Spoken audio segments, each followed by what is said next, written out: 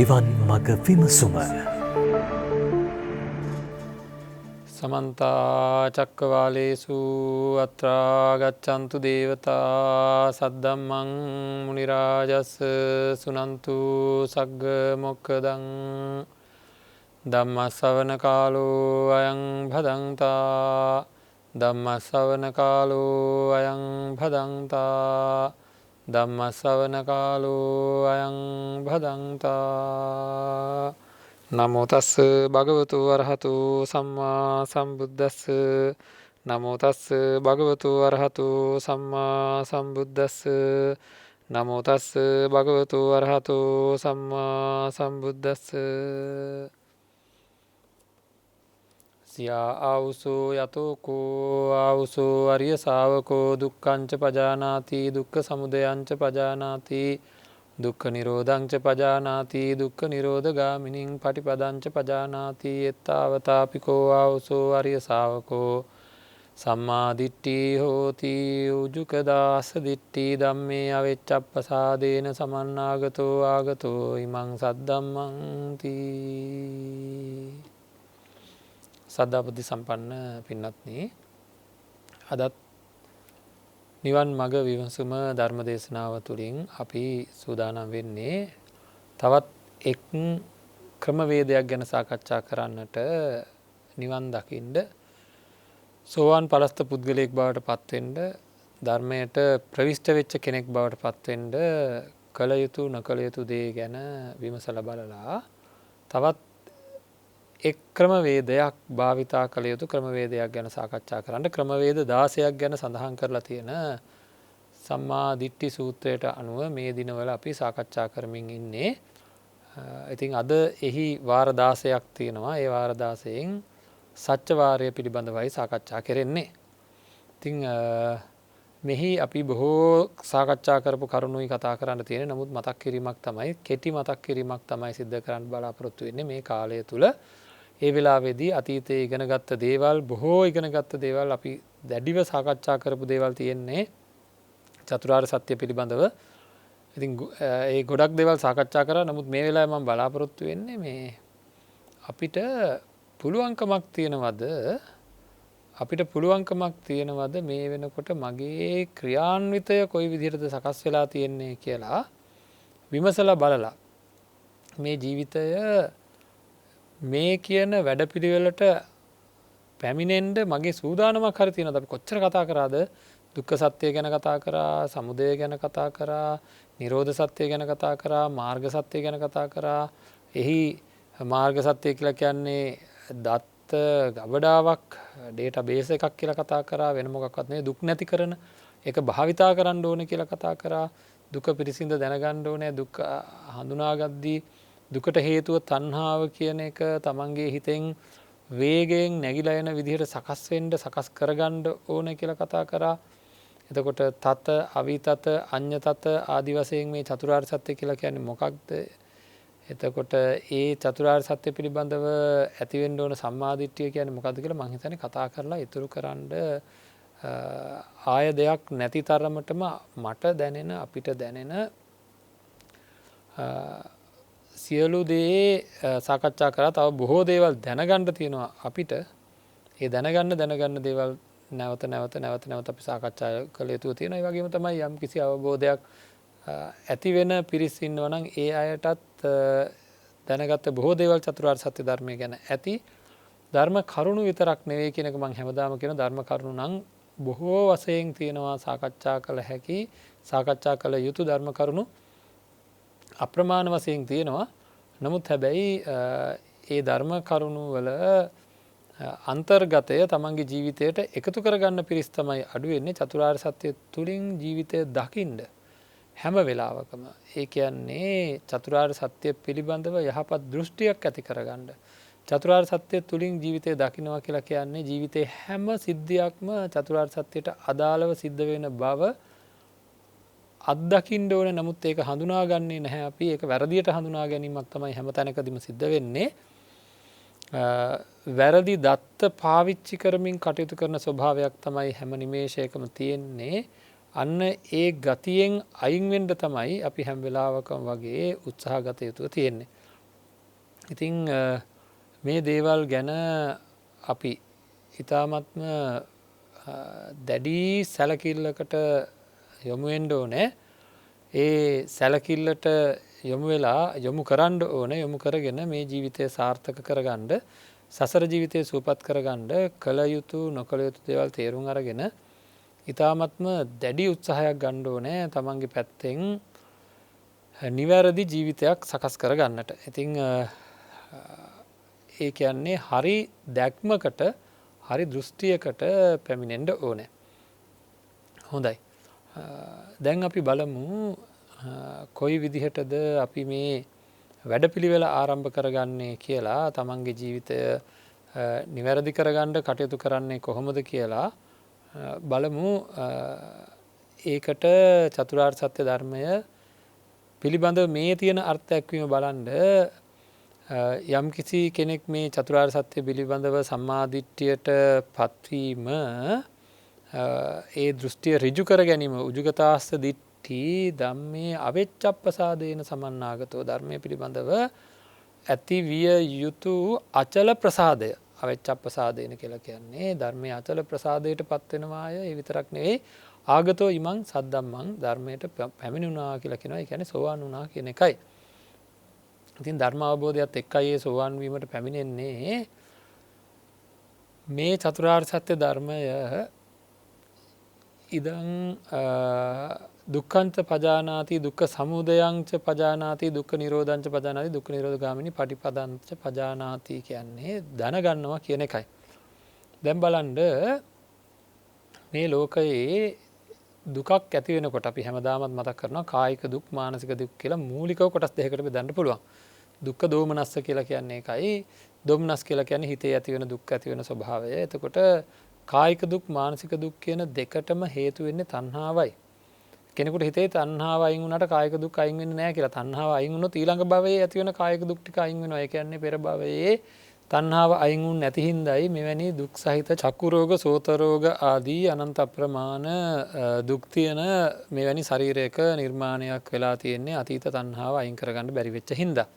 ඉතින් අපි ඒ තණ්හාවෙන් අයින් වෙන්න අපි බලන්න ඕනේ කල යුත්තේ මොකක්ද කියලා. ඒ සඳහා ආර්ය අෂ්ටාංගික මාර්ගයමයි. ඉතින් පළවෙනියෙන්ම මම හැමදාම මතක් කරන දේ තමයි අපිට දුකක් ඇති වෙනකොට ඒක දුකක් කියලා හඳුනාගත්ත ගමන් හේතුව වෙන කිසිම දෙයක් වෙන්න බෑ. කායික දුක් ඇති වෙන වෙලාවලත් මානසික දුක් ඇති වෙන වෙලාවලත් හැම වෙලාවකම වෙන කිසිම දෙයක් නෙවෙයි හේතුව.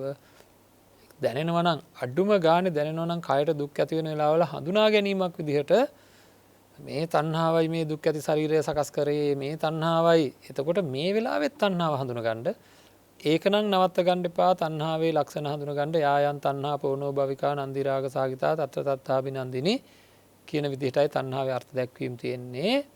කාම තණ්හා, භව තණ්හා, විභව තණ්හා කියන ඇති වෙන්නේ මොන ඔය ආකාරයට ඒ තැන් තැන් වල ඇලෙන ස්වභාවය නන්දි රාග සහගතා කියන එක දැන් හොඳටම දන්නවා මං හිතන හැටියට. පුනර්භවය සකස් කරන මේ තණ්හාව නන්දිය කියලා කියන්නේ සතුටටයි. කුමන සතුටද? තණ්හා නිස්ෘත සතුටට. හරිද? රාගය කියන්නේ ඇලීමටයි. එහෙනම් මේ තණ්හාව විසින් සිද්ධ කරන දේ තමයි මේ තණ්හා නිස්ෘත දේවල් පිළිබඳ සතුට ඇති කරවලා ඒ දේවල් වල සිත අලවන ස්වභාවය තණ්හාවේම තියෙනවා. හරිද? එතකොට බලන්න මේ ජීවිතේ ජීවත් කරවනකොට තණ්හාව තමයි මේ උපාදාන බවට පත් වෙන්නේ. තණ්හාවෙම තියෙන භයානකම தත්ත්වය තමයි උපාදානය කියලා කියන්නේ. එතකොට මේ ජීවිතය ජීවත් කරවනකොට අපිට තේරෙන්න ඕනේ නොයෙකුත් තැන්වල අපිට සතුට ඇති වුණා.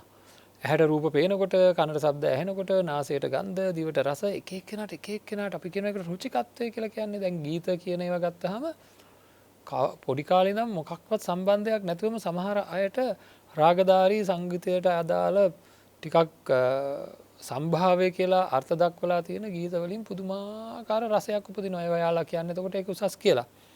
තවත් කට්ටියක් ඒ වගේම බොහෝ ගෝසා සහිත, ශබ්ද සහිත වේගවත් සංගීතයෙන් එයාලට සතුටක් උපදිනවා. එයාලා අර කට්ටියට කියන්නේ අපෝ නිදිමතේ ඔක කොහොමද කියලා. නමුත් බලන්න මෙහෙම එක එක තැන් තැන් වල සතුට ඉපදුනේ කුමන හෝ අතීත කාරණාවක් හේතුවෙන් ඒ අයට ඒ දේවල් වල ඇති වෙන තණ්හා නිස්ෘත ප්‍රීතිය කියලා කියන නන්දිය.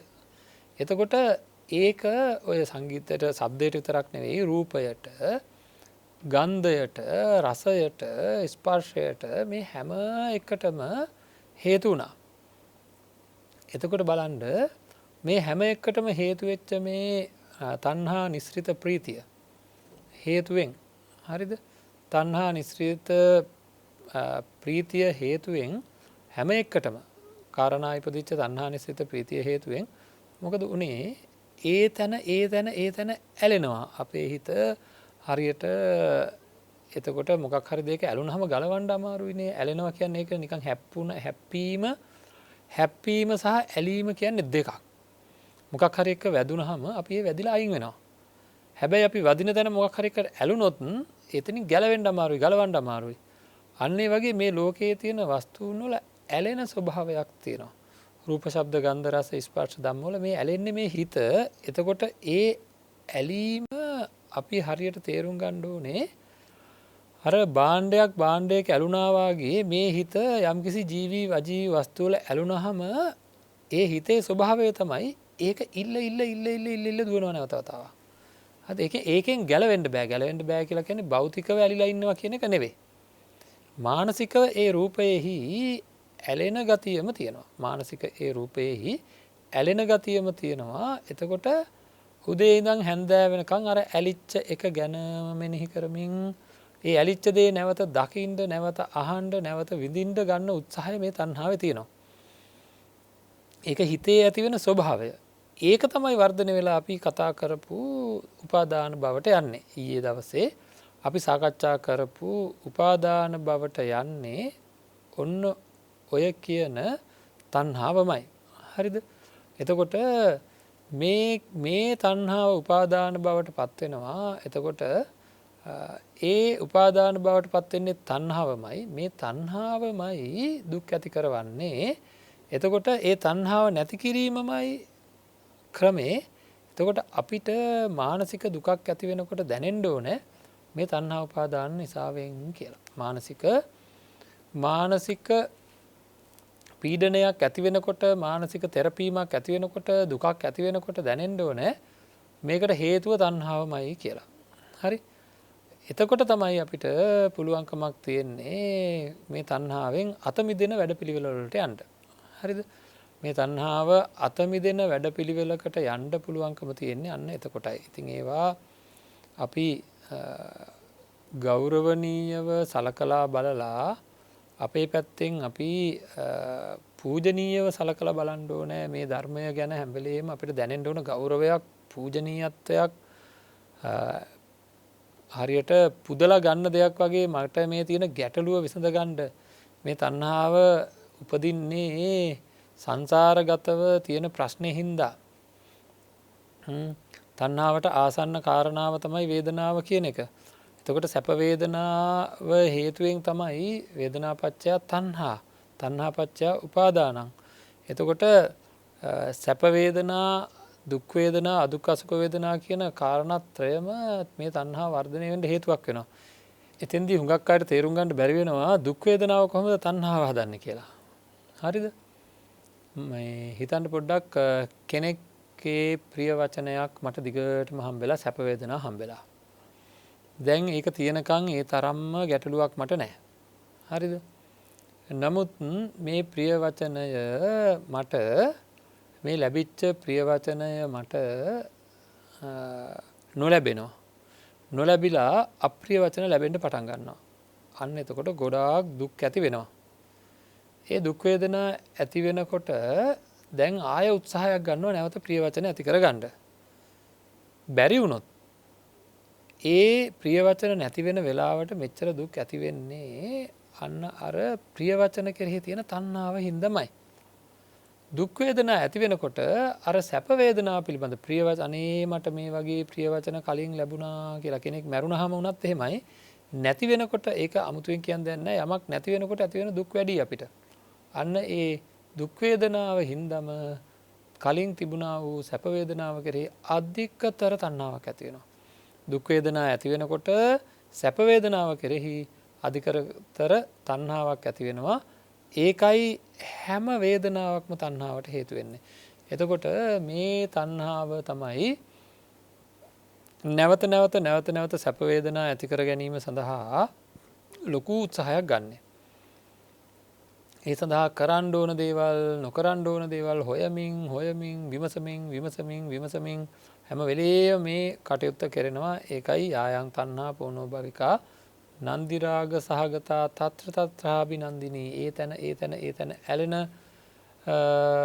ස්වභාවය තමයි තණ්හාවේ තියෙන්නේ. එතකොට දුක් කියලා කිව්වහම ජාති ජරා ව්‍යාධි මරණ ශෝක පරිදේව දුක්ඛ දෝමනස්ස ආදි වශයෙන් තියෙන යම් පිච්ඡන්න ලබති තම්පි දුක්ඛං සංකිට්ඨේන පංච උපාදානස්කන්ධා දුක්ඛා මේ විදිහට මේ ඔක්කොම දුක් ටික ගැන ඊට අදාළ යමක් ඊට අදාළ අරමුණක් සංකිට්ඨේන පංච උපාදානස්කන්ධා දුක්ඛා කියනකොට පංච උපාදානස්කන්ධය අරමුණු වෙනකොට ඒ කියන්නේ මේ ලෝකයේ සියලු දේ අරමුණු වෙනකොට ඒක දුකක් බව ඒක දුකක් විදිහට දැනෙන්න ඕනේ. ඒක හඳුනා ගන්න ඕනේ. සියලු දේ කියලා කිව්වම යම්කිසි රූපයක් දකිනකොට ඒ රූපය මගේ පැත්තෙන් සතුටක් උපදින්නේ කොහොමද? ඒක දුකක් නම් ඒක තුවාලයක් වගේ. ඒ රූපය මගේ පැත්තට දැනෙන්න ඕනේ. මේ රූපය යම් හේයකින් මට අල්ලා ගන්න සිද්ධ වුණොත් මේ රූපය මාව තුවාල වෙනවා. තුවාල වෙනවා කියලා කියන්නේ මේ රූපය උපාදාන වුණොත් යම් විදිහකින් මේ රූපය හැම වෙලේම වෙනස් වෙන එකක්. මේ රූපය වෙනස් වීම මට පාලනය කරන්න පුළුවන් එකක් නෙවෙයි. මේ රූපයේ රූපණය වෙනස නිබඳව සිද්ධ වෙන බැවින් මේක දුකටමයි හේතු වෙන්නේ. කෙනෙකුට කියන්න පුළුවන් රූපේ ලස්සනට හැදෙනවා කියන්නේ වෙනස් වෙනවනේ කියලා. නෑ. ඒ රූපය ලස්සනට හැදෙනවා කියලා කියන්නේ වෙනස් වෙනවා කියලා ගන්න පුළුවන් වෙනස් වෙනවා තමයි. නමුත් හැබැයි එහි අවසාන ප්‍රතිඵලය කුමක්ද? එහි උච්ච අවස්ථාවට පත්වීම. ඒ වෙනස හොඳ පැත්තට සිද්ධ වෙලා උච්ච අවස්ථාවට පත්වීමක් එනවා. අන්න ඒ අවස්ථාව නිත්‍යව තියාගන්න බෑ. ඒකින්ද ඒක ආයෙ එහෙනම් නරක පැත්තට වෙනස් වෙනවා. එහෙනම් ඒක දුකටම හේතු වෙන දෙයක්. හරිද? ඒ විතරක් නෙවෙයි එක දිගට මේක හොඳ පැත්තට යනවා කියලා අපිට කියන්න පුළුවන් කමක් නැහැ. හේතුව නිබඳව සිද්ධ වෙන වෙනස හින්දා. ඒක වෙනස් වෙන ස්වභාවයේ තියෙන හින්දා. එතකොට නිබඳව වෙනස් වෙන හින්දා මේක දුකටපත් වෙනවා විතරක් නෙවෙයි. නැවත අපි තිබ්බ தත්වෙට මේක සකස් කළ යුතුව තියෙනවා. නැවත අපි තිබ්බ தත්වෙට මේක සකස් කළ යුතුව තියෙනවා. ඉතින් අන්න ඒක තමයි දෙවනි තත්වය කියලා කියන්නේ. දෙවනි දුක ඒකට පළවෙනි එකට කියන්නේ දුක්ඛ දෙවෙනි එකට කියන්නේ සංඛාර දුක්ඛය. සංඛාරයේ ස්වභාවය තමයි හැම වෙලේම වෙනස් තත්ත්වයකටපත් වෙන. ඉතින් නැවත ඒක හදන්න ඕනේ. ඊට පස්සේ හැදුවට පස්සේ ඒක නැවත වෙනස් භාවයටපත් වෙන එක හින්දා විපරිණාම දුක්ඛය කියලා කියනවා. එතකොට දුක්ඛය, සංඛාර දුක්ඛය, විපරිණාම දුක්ඛය කියලා කියන මේ දුක්ඛ ලක්ෂණයම ආකාර තුනකින් අපිට විඳින්න සිද්ධ වෙනවා මේ පංච උපාදානස්කන්ධයකින්ද. පංච උපාදානස්කන්ධය අරමුණු වෙන හැම වෙලාවකම ඒක දුකක් බව දැනෙන විදිහට අපේ හිත සකස් වෙන්න ඕනේ. ඒ කියන්නේ මේක දුකක් කියලා ඉන්න කියන එක නෙවෙයි. ඒක හරියට නිකන් දැන් විස සහිත කටු ගස් දකින්නකොට හරිද ආය මේක දුකක් කියකින්නේ අපි එකෙන් බේරෙනවා. ඒවා තියෙන පැත්තට යන්නේ ඔය කටු ඇනේ කියන අදහස අපිට තියෙනවා. මේවා ඇනුනොත් අධික දුකක් විඳින්න වෙනවාය කියන අරමුණ අපිට දැනෙනවා. ඒ අදහස අපිට තේරෙනවා. අන්නේ ඒ තේරෙන දැනෙන ස්වභාවය මට හොඳින්ම වැටහෙන්න ඕනේ. ඒක දැනට තියෙනවද කියලා හැම. ඒ කියන්නේ එහෙම වුණොත් මං ඇනගන්නේ නැහැ. නමුත් පංච උපාදානස්කන්ධය ඇනගන්නවා කට්ටිය. ඒ කියලා කියන්නේ ඒක ඇතුළට ගන්නවා. ඇතුළට ගන්න හේතු වෙලා තියෙන්නේ එන්න ඒක දුකයි කියන එක පිරිසිඳ දැනিলা නැතිකම. ඉතින් ඒක දුකයි කියලා හරියට දැනුණා නම් ඒක බැහැර කරන ස්වરૂපයක් තමයි හැම වෙලෙම අපේ තුලින් ඇති වෙන්නේ. ඒක කෙරෙහි කලකිරීම ඇති වෙන ස්වરૂපය තමයි අපි තුල ඇති වෙන්නේ. ඉතින් ඒවා ගැන අපි තව හොඳට තේරුම් ගන්න ඕන. තේරුම් අරගෙන ජීවිතය ඉතා හොඳින් සකස් කර ගන්න ඕනේ. ඒ සකස් කර ගැනීම සඳහා යම් යම් වැඩපිළිවෙළවල් අපේ තුළින් නිර්මාණය කර ගන්න ඕනේ. ඒකට තමයි අපි අපේ ජීවිතය ඊටාම ඉහළ මානසික තත්වයකට පත් කරගන්න හැම වෙලේම උත්සාහ කරනවා කියලා සිද්ධ කරන්නේ දුක පිරිසිඳ දැන ගැනීම සිද්ධ කරන්න ඕනේ. ඉතින් ඒක පුංචි තැන පවා විමසා බලන්න ඕනේ. මෙහි සැපයක් කියලා දෙයක් තියෙනවද කියලා. එතකොටත් තේරෙනවා, තේරුම් ගන්න ඕන දෙයක් තියෙනවා. සැපයි වගේ දැනෙන තැන් වගේක් තියෙනවා. සැපයි වගේ දැනෙන තැන් අපිට හැඟෙන තැන් වගේක් තියෙනවා. මේක සැපයි කියලා විශේෂයෙන් මානසිකව ඒ හුඟක් සැපයන් නැති වෙලා තියෙන්නේ. මම පැහැදිලි කරලා දීලා තියෙනවා අවිද්‍යාව හින්දා කියලා. හරිද? අවිද්‍යාව හින්දායි කියලා කිව්වේ ඇයි? අවිද්‍යාව කියලා කියන්නේ නොදැනීම. මෙහි දුක් බව නොදැනී ඒක සැප දෙයක් විදිහට එහි ස්වરૂපය දැනිච්ච නැති හින්දා ස්වરૂපය වැරදිලා. මොකක්ද අපි ඔකට හැමදාම කියන උදාහරණය දැන් දන්නවා. එක්කෝ නරක මිනිහෙක් හොඳ මිනිහෙක් විදිහට හඳුනා ගැනීමේ වැරද්දක්. එහෙම නැත්නම් අපි කියන ලස්සන උදාහරණයක් තියෙනවා. රත්තරන් මාලයක් හම්බුනම ලොකු සතුටක් ඇති වෙනවා. රත්තරන් මාලයක් කියලා රැවටිලා ඉමිටේෂන් මාලයක් හම්බුනොත් ඒක රත්තරන් කියලා රැවටිලා ඉන්න කාලය තුල සතුටෙන් ඉන්නවා ඒ කෙනා. ඒක රත්තරන් මාලයක් කියලා ඒ සැබෑම රත්තරන් මාලයකින් ඇති වෙන සතුටකට සමානම සතුටක් තියෙනවා. හැබැයි හේතුව විතරයි වෙනස්. සැබෑම රත්තරන් මාලයක් හින්දා එහි දිරන ස්වභාවය බොහොම හිමින් සිද්ධ වෙන හින්දා වටින දෙයක් හම්බුණා කියලා ඇති වෙන සතුටක් තියෙනවා නම් ඒ සතුට ඒක හින්දායි ඇති වුණේ. නමුත් ඉමිටේෂන් මාලෙන් සතුට ඇති වෙනවා නම් ඇති වෙන්නේ වැරදි අවබෝධයේ හින්දා. අන්න වැරදි අවබෝධයේ හින්දා සැබෑම රත්තරන් මාලයක් හම්බුනහම ඇති වෙන සතුටට සමාන සතුටක් ඇති වුණා. ඒ වගේ පංච උපාදානස්කන්ධය නිට්ටයයි සුඛයි ආත්මයි වශයෙන් ගන්න පුළුවන් කියලා වැරදි අවබෝධයේ හින්දා පංච උපාදානස්කන්ධ විශේෂෙහි සතුට ඇති වෙනවා කියන එක මතක තියාගන්න ඕනේ. ඒතකොට අපිට මේ පංච උපාදානස්කන්ධය භාවිතා කරලා යම් සතුටක් ඇති වෙනවා නම් ඒක අවිද්‍යාව නිසා ඇතිවන්නා වූ සතුටක්. එතකොට මේ රූප ශබ්ද ගන්ධ රස ස්පර්ශ ධම්ම කියලා කියන මේ දේවල් බාහිරව භෞතිකව ඇහැට කනට නාසයට දැනෙනකොට අර උපදිනවා වූ මානසිකව නැතුව උපදිනවා වූ සතුටටත් හේතු වෙන්නේ පෙර භවයේ තිබ්බ අවිද්‍යාව නිසා. තණ්හාව ඉවර කරගන්න බැරුව මේ වගේ ශරීරයක් හම්බුණා. හරිද? ඒක හින්දායි මේ සීත උෂ්ණ ආදියෙන් ඒවයෙන් ලබන්නා වූ සැපයක් තියෙනවා නම් ඒවට හේතු වෙන්නේ අන්න අර තණ්හාව නිසා සකස් වෙච්ච ශරීරය. එතකොට ඒකටත් එතකොට තණ්හාව හින්දා මේ ශරීරය හම්බුන හින්දා එතන මූලික වෙලා තියෙන්නේ අවිද්‍යාව. දන්නේ නැතිකම. ඒතකොට දන්නේ නැතිකම අවිද්‍යාව මූලික වෙලා තමයි මේ ජීවිතේ සතුට කියලා දෙයක් සැපය කියලා දෙයක් තියෙනවා නම් හැදිලා තියෙන්නේ. අන්න ඒක හින්දා කියන්නේ සංකිට්ඨේන පංච උපාදානස්කන්ධා දුක්ඛා. එන්න ඒ සියලුම පංච උපාදානස්කන්ධය සංක්ෂිප්ත වශයෙන් ඒක දුකක්ය. ඒක දුකක් වුණාට ඒක සම්පූර්ණයෙන් දුකක් අපිට සැප වශයෙන් දැනෙන්නේ වැරදීමක් හින්දා. අන්න ඒ වැරද්ද නිවැරදි කර ගැනීම සඳහා තමයි උත්සාහ කරන්න ඕනේ හැම වෙලේම දුක පිරිසිඳ දකින්නවා කියලා කියන්නේ විමසා රූප වේදනා සංඥා සංකාර විඥාන කියන පංච උපාදානස්කන්ධයම ආයතන වශයෙන් හෝ කුමන හෝ ආකාරයකින් විමසා බලද්දී සැපයි කියලා ගන්න පුළුවන් තැනක් දෙයක් නැති බව මේක තුල වැටහෙන්නට ඕනේ. එතකොට වේදනා නැවත සකස් කරගන්න වෙලා තියෙනවා, සංඥා සැප සංඥා යන විදිහට හදන්න වෙලා තියෙනවා, සංස්කාරයන් සැප සංස්කාරයන් විදිහට හදන්න වෙලා තියෙනවා. එතකොට විඥානය එහෙම හදන්න පුළුවන්කමක් ඇත්තේ නැහැ. ඉතින් ඒ වාගේ ස්වභාවයන් හරියට පිරික්සනකොට තේරෙනවා සංකිට්ඨේන පංච උපාදානස්කන්ධා කියන එක සම්පූර්ණයෙන්ම පංච උපාදානස්කන්ධය දුක්ඛා කියන කාරණාව අපිට වැටහෙනවා. දුක පිරිසිඳ දැනගැනීමෙන් තමයි ඒක සිද්ධ කරගන්න පුළුවන්කම තියෙන්නේ. එතකොට සමුදය ප්‍රහාණය කළ යුතුයි කියලායි සඳහන් කරලා තියෙන්නේ. ඒ කියන්නේ තණ්හාවයි සමුදය කියලා කියන්නේ මේ තණ්හාව නැති කරන්න ඕනේ, ප්‍රහාණය කරන්න ඕනේ. ඊළඟට නිරෝධය සාක්ෂාත් කළ යුතුයි කියලා කියන්නේ තමන් තුළින් නිරෝධ සත්‍ය අත්දැකිය යුතුයි. ඒක වෙන කෙනෙකුට කරන්න පුළුවන් එකක් නෙවෙයි. එතකොට ඒතං සන්තං ඒතං පනීතං යදිදං සබ්බ සංකාර සමතෝ සබ්බූපති පටිනිස්සග්ගෝ තණ්හක්ඛයෝ විරාගෝ නිරෝධෝ කියන ආකාරයට මේ නිර්වාණ සාන්තිය පිළිබඳව අපි අදහසක් ඇති කරගන්න ඕනේ. ඒ වගේම භාවිතා කරන්න ඕනේ කියලා තියෙන අපි හැමදාම කතා කරන ආර්ය අෂ්ටාංගික මාර්ගය නිර්වාණ ගාමිනී ප්‍රතිපදාව. ඉතින් ඔය ටික ඉතා හොඳින් තේරුම් අරගෙන අපි ඉතාම හොඳින් තේරුම් අරගෙන මේ වැඩපිළිවෙල නිර්මාණය කරගන්න ඕන තමන්ගේ තුලින්. මේක නැగిලා එන විදිහට හැම දුකක් එද්දිම තණ්හාවයි මේකට හේතු වුණේ.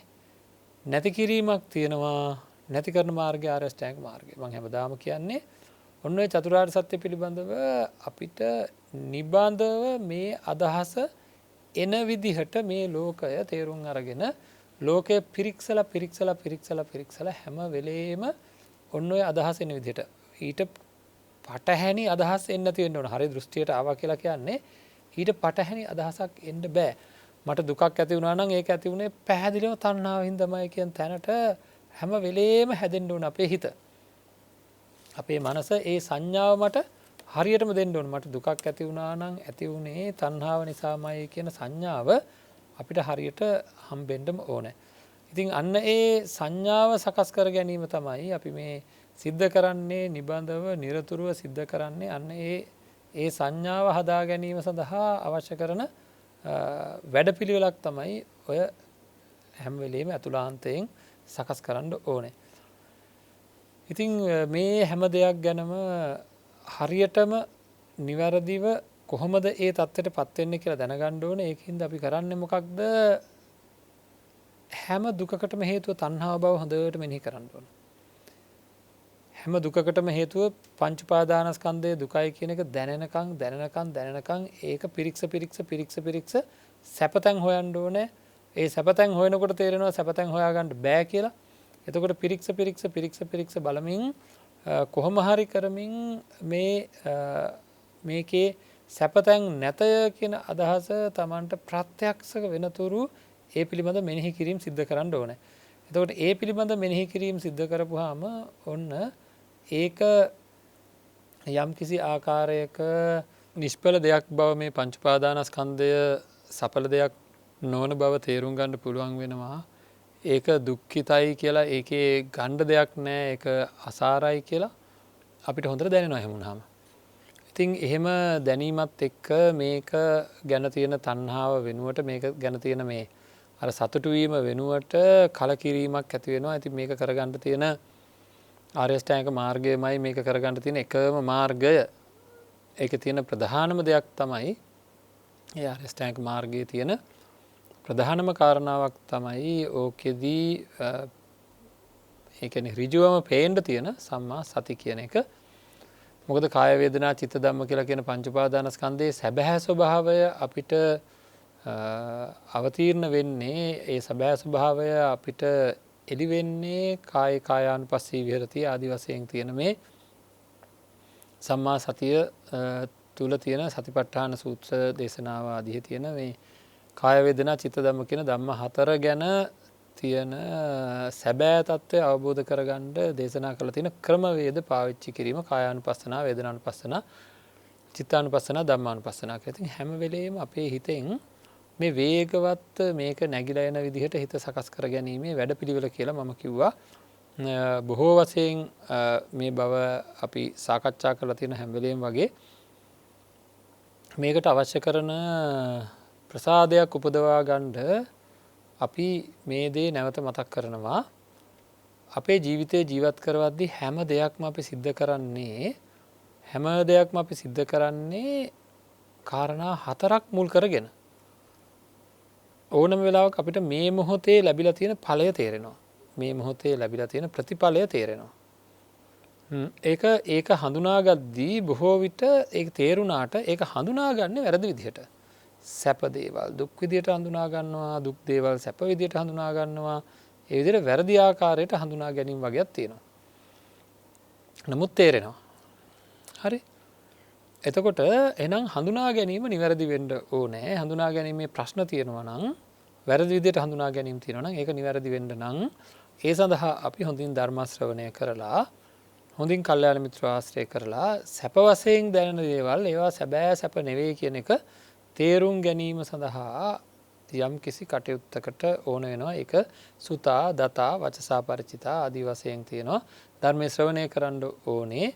ඒ වගේම ධර්මය ධාරණය කරන්න ඕනේ.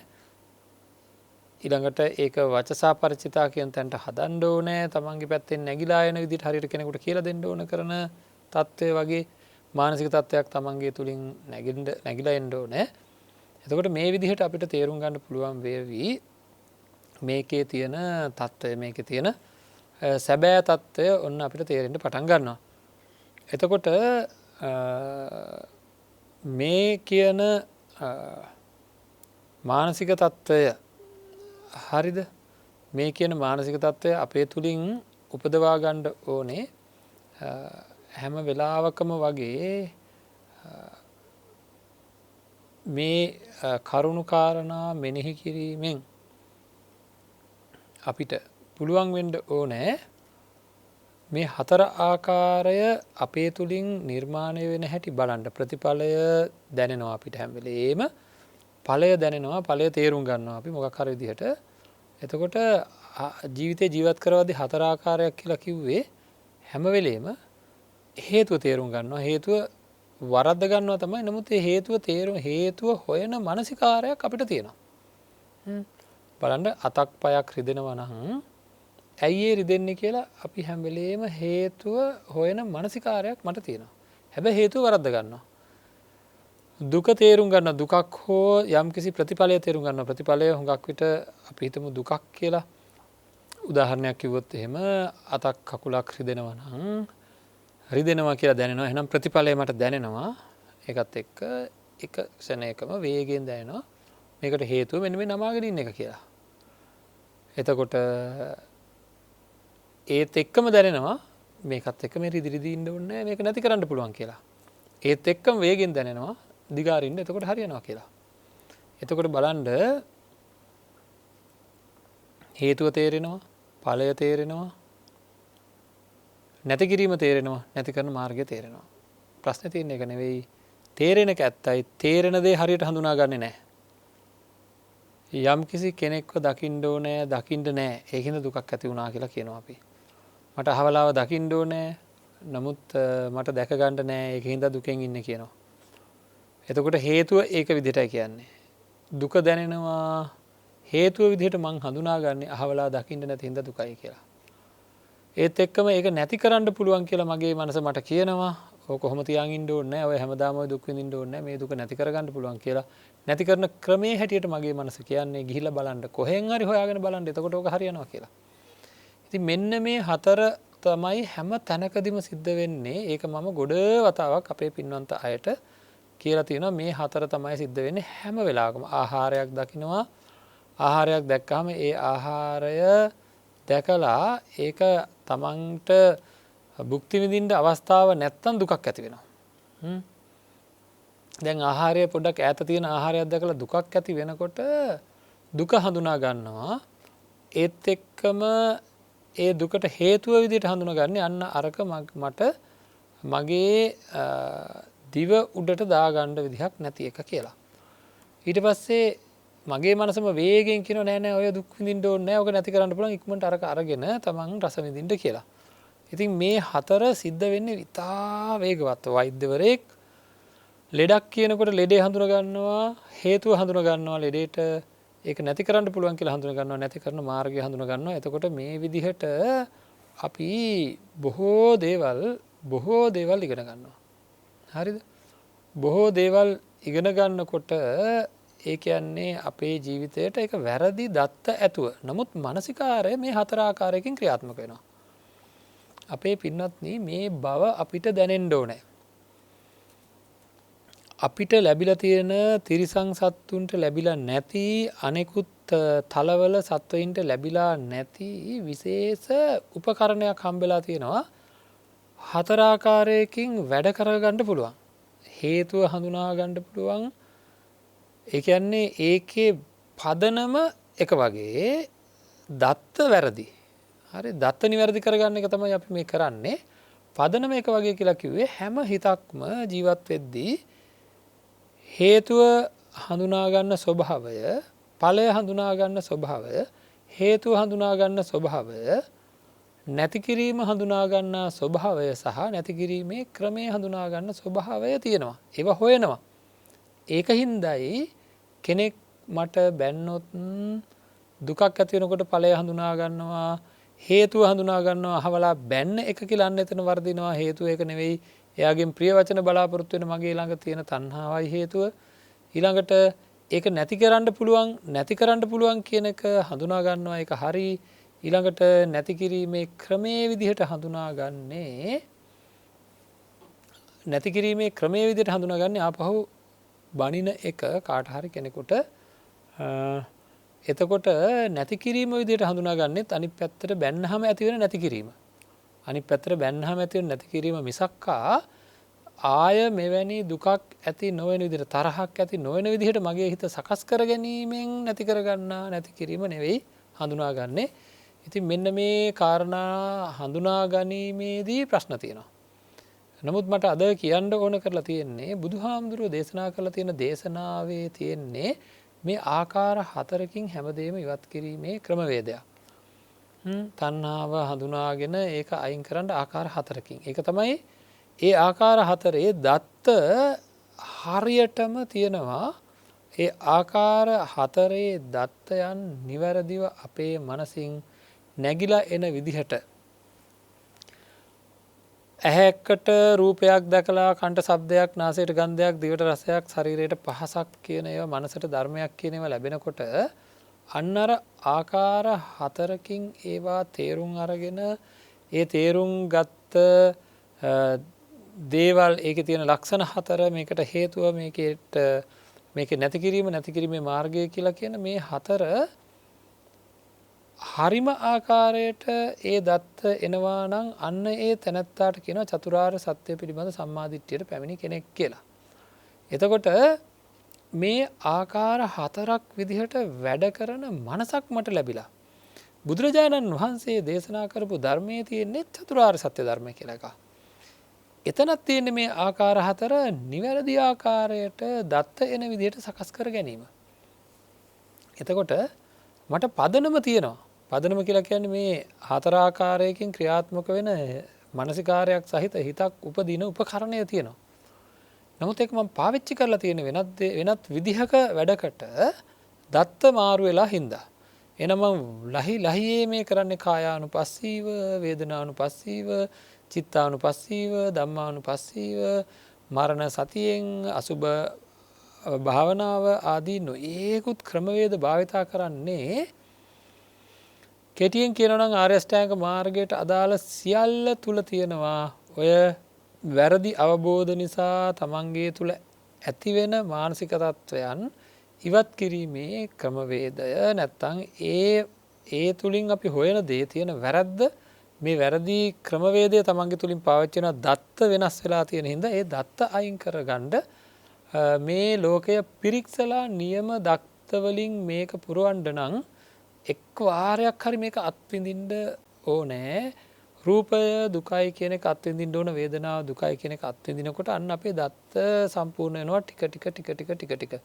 ඒකයි රූපය කියන එක පිළිබඳව කලකිරීම ඇති වෙන්න ඕනේ, වේදනාව පිළිබඳ කලකිරීම ඇති වෙන්න ඕනේ. එතකොට තමයි අපේ දත්ත කබඩාව මුලාවටපත් වෙන්නේ නැතුව ඒ නියම දත්තයන් ලබා දෙන්නේ. ඉතින් ඒ කලකිරීම ඇති වෙන මෙනෙහි කිරීම තමයි කායානුපස්සනා, වේදනානුපස්සනා, චිත්තානුපස්සනා, ධම්මානුපස්සනා ආදී වශයෙන් තියෙන්නේ. ඒතර මේ 4 ආකාරයකින් ක්‍රියාත්මක වෙන මේ වැඩපිළිවෙල අපේ අතින් සකස් වුණාම චතුරාර්ය සත්‍ය ධර්මයට අනුව ඒකට කියනවා චතුරාර්ය සත්‍ය පිළිබඳ සම්මාදිට්ඨියකටපත් වුණාය කියලා. ඉතින් ඒක හරියට හැදුනොත් එතනින් එහාට කෙලෙස් ධර්ම උපදින්න හේතු නැහැ. මේක හරියටම හැදෙන්නේ සෝවාන් පරස්ත පුද්ගලයා ළඟයි. එතකොට එතනින් එහාට ආය කෙලෙස් වැඩි වෙන්න හේතු නැහැ. ඒකයි යම්කිසි භවගාමී ගමන සීමා වෙලා යම්කිසි භව 7ක් ඇතුළත අනිවාර්යයෙන්ම 7ක් හෝ ඊට අඩු කාලයක් ඇතුළත සම්පූර්ණයෙන්ම සත්‍ය අවබෝධ කරනවා කියලා කියන්නේ ඒකයි. ඉතින් මේ පිළිබඳව අපි ඊටාම දැඩි අදහස් ඇති කරගන්න ඕනේ. ඇති කරගෙන ජීවිතේ ඊටාම ඉහළම මානසිකත්වයකට පත් කරගන්න අවශ්‍ය කරන වැඩපිළිවෙල නිර්මාණය කරගන්න ඕනේ. ඉතින් මේක අපිට මහා පුදුම ශ්‍රද්ධාවකින් දැනෙන්න ඕනේ. ඒ මොකද මහා පුදුම ශ්‍රද්ධාවකින් දැනෙන්න ඕනේ කියලා කියන්නේ මම බුදුරජාණන් වහන්සේ දේශනා කරපු ධර්මය තේරුම් ගන්න පුළුවන් මට්ටමකටයි මාව ඉපදිලා තියෙන්නේ කියලා. එතකොට අපි බලන්න ඕනේ අපේ ජීවිතේ ඊටාම නිවැරදි තැනකට ගන්න මේ තියෙන ශ්‍රද්ධාව මේ තියෙන මේ ලැබිලා තියෙන මේ අවස්ථාව හින්දා උපරිම ශ්‍රද්ධාවක් උපදින්න ඕන මට මේ ලැබිලා තියෙන අවස්ථාව හොඳට දැනෙන්න ඕන පින්වත්නි බුදුහාමුදුරුවෝ දේශනා කරලා තියෙන ක්‍රමවේදයක් තියෙනවා මේ සියලු දුක් නැති කරගන්න ක්‍රමවේදයක් තියෙනවා අන්න ඒ ක්‍රමවේදය තුල කොයි විදිහකටද ඒක භාවිතා කරන්න පුළුවන් වෙන්නේ එවැනි ක්‍රමවේදයක් යොදන්න පුළුවන් මානසිකාරයක එවැනි ක්‍රමවේදයක් යොදන්න පුළුවන් මානසිකාරයක තමයි එවැනි ක්‍රමවේදයක් යොදන්න පුළුවන් මානසිකාරයක් උපද්දවන්න පුළුවන් මනසක තමයි මේ ක්‍රමවේදය පාවිච්චි කරන්න පුළුවන්. ඉතින් මට එහෙම එකක් තියෙනවානේ. මම ඉල්ලලද මේක ගත්තේ මට හම්බෙලා තියෙන මේ උපකරණය උසස් මනස කියලා කියන මිනිස්සෙක් තුල තියෙන උපකරණය හැම වෙලෙම ඵලය තේරුම් ගන්න බලනවා. හැම වෙලෙම හේතුව තේරුම් ගන්න බලනවා. හැම වෙලේම නැති කිරීම හොයනවා. දුකක් ආපු ගමන් ඒකේ නැති කිරීම හොයනවා. ඒකට තමයි ගොඩක් රණ්ඩු අල්ලන්නෙත් ඒකට. ඒ ප්‍රශ්නේ තියෙන්නේ ක්‍රමේ වරද්ද ගන්න එක විතරයි. හරිද? ඊට පස්සේ නැති කරන ක්‍රමේ පාවිච්චි කරනවා එයා. පාවිච්චි කරන ක්‍රමේ වැරදි. හරිද? නැති කරන ක්‍රමේ නැති කිරීම හඳුනා ගන්න හැටි වැරදි. එයා හිතන්නේ තරහ ගියාම කාට හරි ගහපුවාම මේක නැති වෙනවා කියලා එයා දන්නවා. ඒක තමයි වැරදි දත්ත කියලා කියන්නේ. එතකොට මේක පරිගණකයක් කියලා හිතන්නකෝ. අදාළ පරිගණකය තියෙනවා. හරිද? අදාළ මෘදුකාංගයත් මේකේ තියෙනවා. නමුත් මේ මෘදුකාංගයට දත්ත කවලා තියෙන ආකාරය වැරදි. හරිද? මෘදුකාංගය කියලා කිව්වේ හේතුව හොයනවා. ඒ කියන්නේ අදාළ උපකරණයේ මනස. අදාළ මෘදුකාංගය තමයි මේ මනස පාවිච්චි කරලා ඵලය තේරුම් ගන්න, හේතුව තේරුම් ගන්න, නැති කිරීම තේරුම් ගන්න, නැති කිරීම හොයන, ඵලය හොයන ඵලයේ සත්‍ය తත්වය හොයන නැත්නම් ඵලය තේරුම් ගන්න ඒක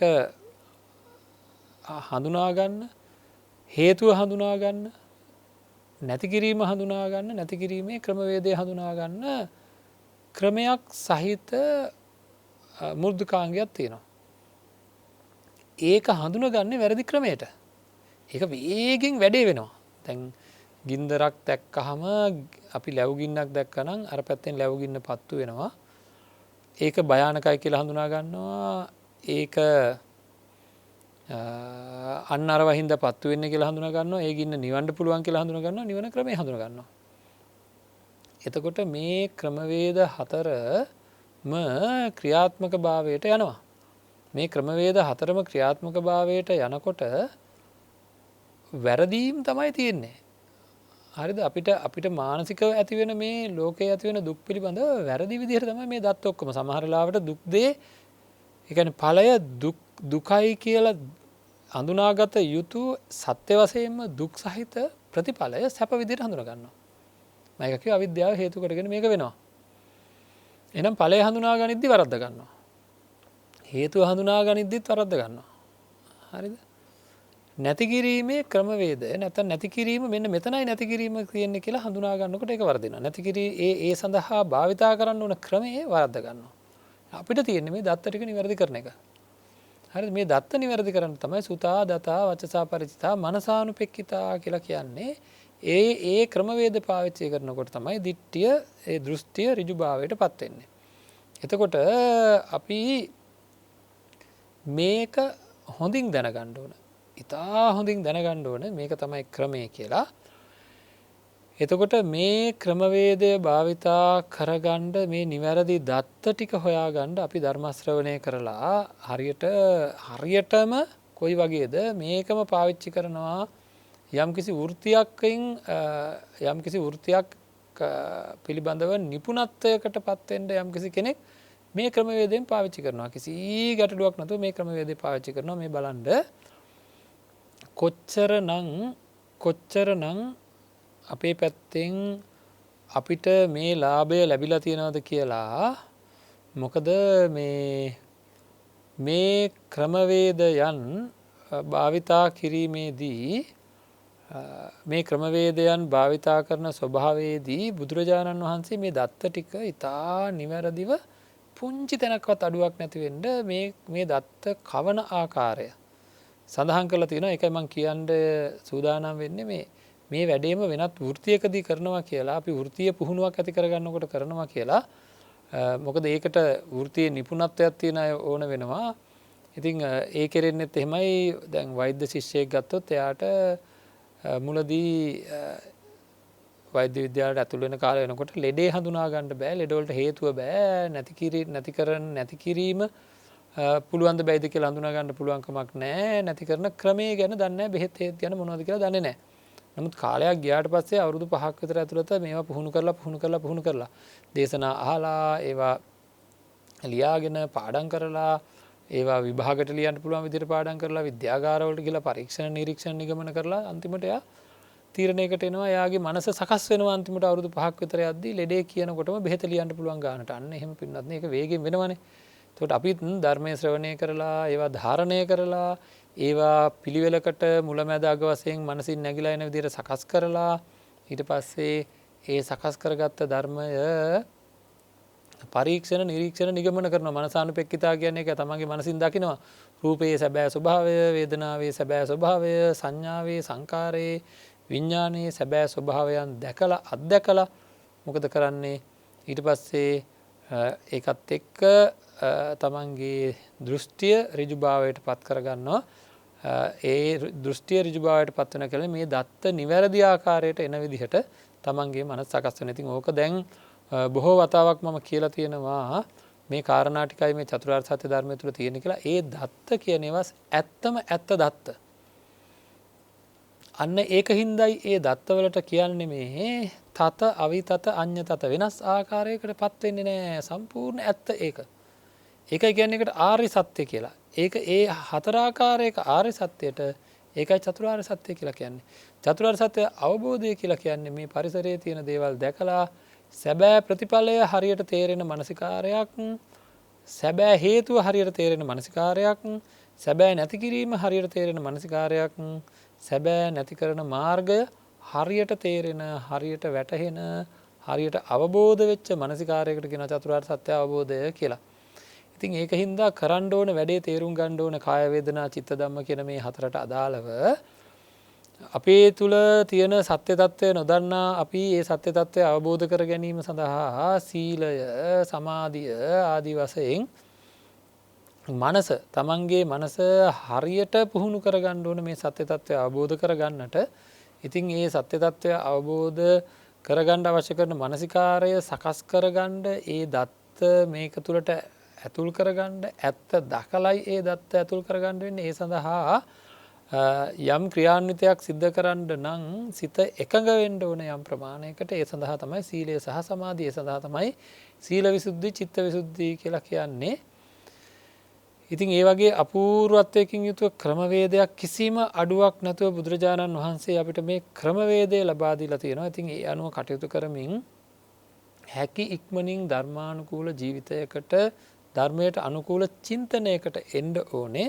ඒක ටික ටික ඉක්මනට පුහුණු කරන්න ඕනේ. අවසාන වශයෙන් මම කියන්නේ තාමත් හුඟක් අය ඉන්නවා දුකක් ඇති වෙනකොට ඒ දුකට හේතුව තණ්හාව කියන එක ඒ වෙලාවෙම මතක් වෙන්නේ නැති තත්වයට අපි ඒක මතක් වෙන තත්වයට පත් කරගන්න ක්‍රම වේදය බොහෝ වතාවක් කතා කරලා තියෙනවා. ඒ සිද්ධි අරගෙන මෙනෙහි කර කර දුකක් ඇති වෙනකොටම ඒකට හේතුව තමන්ගේ තුළම ක්‍රියාත්මක වෙන තණ්හාවයි කියලා තේරෙන ආකාරයට කටයුතු කරන්නට කියලා සඳහන් කරලා තියෙනවා. ඉතින් ඒකින්ද එවැනි මානසිකාරයක් සකස් කර ගැනීමයි අවශ්‍ය කරන යහපත් දෘෂ්ටිය කියලා කියන්නේ. එහෙම දෘෂ්ටියක් ඇති කරගත්තාම ඒකයි කතා කරන්නේ. ඒක ඍජු වෙනවා කියලා උජුගතාස දිට්ටි ධම්මේ අවෙච්ඡප්පසාදේන සමන්නාගතෝ ආගතෝ ඉමං සද්දම්මන්ති කියලා දේශනා කරලා තියෙන්නේ. ඒකයි ඒකින්ද චතුරාර්ය සත්‍ය ධර්මයට අදාළව තමන්ගේ දෘෂ්ටියෙන් ඍජු කරගැනීමේ වැඩපිළිවෙල තමන් තුළින් ආරම්භ කරගන්න මේ ජීවිතය සාර්ථක කරගෙන සසර ජීවිතය සුවපත් කරගෙන හැම දිනාටම උතුම් චතුරාර්ය සත්‍ය ධර්මයට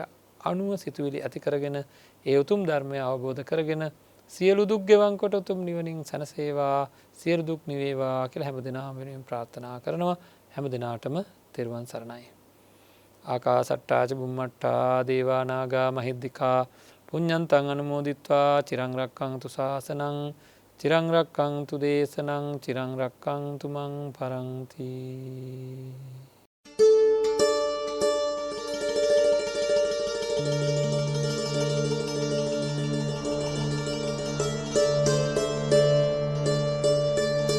නිවන් මඟ විමසුම